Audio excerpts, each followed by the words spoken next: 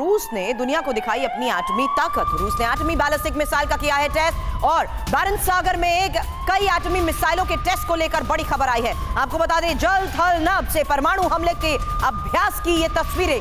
Years Tu-95 बम वर्षक missile का test हुआ है।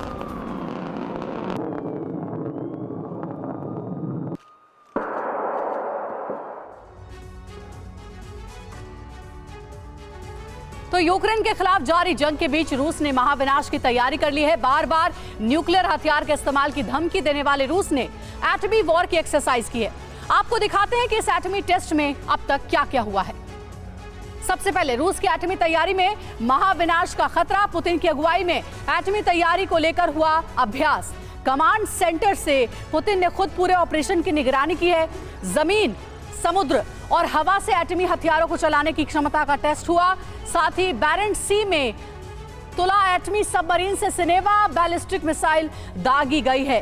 प्लेस्टेक अंतरिक्ष केंद्र से यार्स इंटरकॉन्टिनेंटल बैलिस्टिक मिसाइल दागी गई और Tu-95 बम वर्षक विमानों से लंबी दूरी की क्रूज मिसाइलें भी दागी गई है।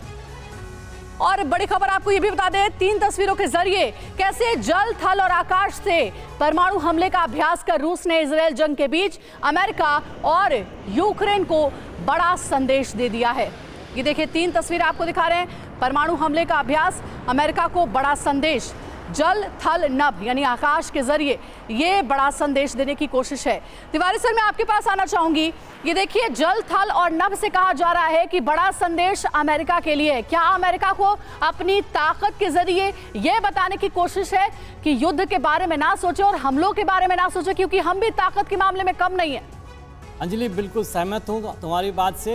ये देखिए, पिछले 1.5 ईयर्स, 2 साल से करीब अमेरिका रूस को टेंडर हुक्स पर रखा हुआ है। बार बार कुछ ना कुछ धमकियां देता रहता है। अब समय ये आ गया है कि अमेरिका अब रिसीविंग एंड पर है, तो रूस भी अपनी ताकत दिखाएगा ही और उनको डर पैदा करेगा ही। अभी रूस मिडिल ईस्ट में काफ़ी तरह से जो उनके सपोर्ट माने जाते हैं से घिरा हुआ जा रहा है। एक बात और, एक इंटरेस्टिंग मूव जो हुआ है कि हमास को जो सपोर्ट कर रहे हैं वो नहीं चाहते हैं कि शांति हो। बिल्कुल, अगर शांति हो तो ये जो बंधक है वो इजराइल में दे देंगे। वो ईरान को, रशिया को भी इन्वॉल्व करना चाहते हैं। वो चाहते हैं कि युद्ध क्षेत्र बढ़े और ज़्यादा प्रोबेबिलिटी बढ़े, उसकी कोशिश कर रहे हैं। कि हमास का अपना एम नहीं है, बल्कि हमास को सपोर्ट करने वालों को वो लॉन्ग व्यू में चाहते हैं कि इस युद्ध का क्षेत्र कितना बढ़ सके, उसमें उनको नुकसान होगा। इसको काउंटर करने के लिए भी रशिया अपने भी पावर दिखा रहा है, ताकि अमेरिका भी थोड़ा परेशान हो। अमेरिका ने रूस को बहुत परेशान कर रखा था यूक्रेन को लेकर। की इस लड़ाई में आपको भी लगता है ये युद्ध लंबा ही चलता रहेगा? ये लड़ाई तो बहुत लंबी नहीं खींच सकते इसमें भी, लेकिन कोशिश किए जा रहे हैं कि अमेरिका, एंटी अमेरिका जो भी कैंप है उसको इकट्ठा किया जाए और भी मौका मिला है अमेरिका को तंग किया जाए। लेकिन इजराइल के तेल अवीव में हमास के रॉकेट अटैक जिस तरीके से जारी है, एक और बड़ी खबर आई, हमास ने शहर पर 100 से ज्यादा रॉकेट दाग दिए हैं। आयरन डोम ने ज्यादातर रॉकेट को नष्ट करने का दावा तो किया है, लेकिन लगातार हो रहे इन हवाई हमलों के तहत एक और सबसे बड़ी खबर, जहां इजराइल के तेल अवीव में हमास का रॉकेट अटैक। और अहम खबर है, रूस की एटमी युद्धाभ्यास के बीच एक और बड़ी जानकारी। रूस के खमलिस्क में परमाणु संयंत्र के पास एक बड़ा विस्फोट हुआ। अंतर्राष्ट्रीय परमाणु ऊर्जा एजेंसी ने यह दावा किया है। और कर्नल शुक्ला भी हमारे साथ बने हुए हैं। कर्नल शुक्ला, ये लगातार जो हम विरोध है वो देख रहे हैं, रूस में भी परमाणु संयंत्र के पास ये जो विस्फोट किया गया है, इसके पीछे अब क्या परिणाम हो सकते हैं? क्योंकि रूस में इसके पहले भी हमने देखा कि कई हमले हुए थे, जिसका रूस ने कड़ा पलटवार दिया है, बड़ा जवाब भी दिया है। लेकिन परमाणु संयंत्र को निशाना बनाना यानी कि एक बड़ी तबाही लाना।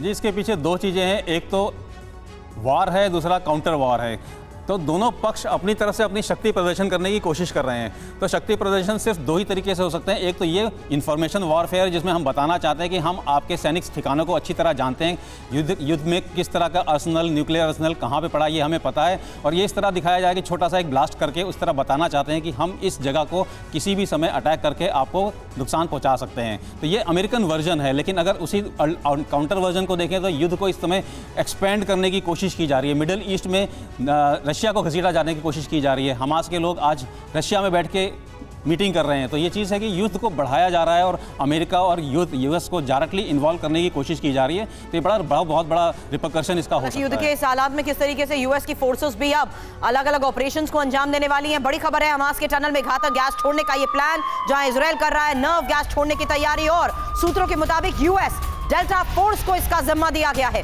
टनल में तबाही मचाने की रणनीति के तहत टनल तक पहुंचना अब तक की सबसे बड़ी चुनौती थी, क्योंकि जानकारियां ये थी कि टनल में ही बंधक मौजूद है। लेकिन अब टनल्स के नजदीक पहुंचने के बाद और टनल में शामिल होने तक किस तरीके से ऑपरेशंस को दिया जाना है अंजाम, उसको लेकर, टनल में तबाही मचाने की रणनीति को लेकर ये सबसे बड़ी खबर। आखिर इजराइल का हमास की टनल पर नर्व गैस छोड़ने का ये प्लान काम करेगा कैसे? इंफॉर्मेशन वॉल का रुख करते हुए समझते हैं, क्योंकि टनल के मुहाने पर घातक गैस छोड़ने के इस प्लान को लेकर अंजलि, ये सबसे बड़ी खबर सामने आई है। यूएस डेल्टा फोर्स को गैस छोड़ने का जिम्मा सौंपा गया है, जिसमें कहा जा रहा है कि सांस लेने को तरसेगा हमास। ये रणनीति है, नर्व गैस के जरिए हमास पर हमले की रणनीति तैयार की गई है। हालांकि हमास लड़ाकों के नर्वस सिस्टम पर इसका जाहिर सी बात है असर पड़ेगा, और नर्व गैस का 6 से 12 घंटे तक असर रहता भी है। यानी टनल के अंदर तबाही मचाने को लेकर यह पूरी तैयारी है। और अब आपको यह भी बताएंगे कि अगर इजराइल ने हमास की टनल पर नर्व गैस छोड़ दी तो उसका अंजाम क्या हो सकता है। सबसे पहले अगर टनल के मुहाने पर नर्व गैस छोड़ी जाती है तो सांस लेने में दिक्कत होगी।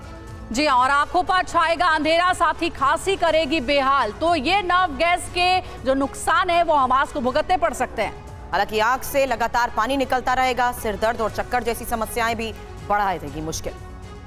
कहा यह जा रहा है कि पंगु बनाने में भी सक्षम है नर्व गैस, क्योंकि अगर नर्व गैस का इस्तेमाल किया जाएगा तो हमास के लड़ाके जो हैं वो काम नहीं कर पाएंगे। लेकिन सोचने वाली बात यह है कि हमास के पास इस वक्त 200 से ज्यादा बंधक है। अगर नर्व गैस का इस्तेमाल किया गया तो उन्हें भी इसका अंजाम भुगतना पड़ेगा।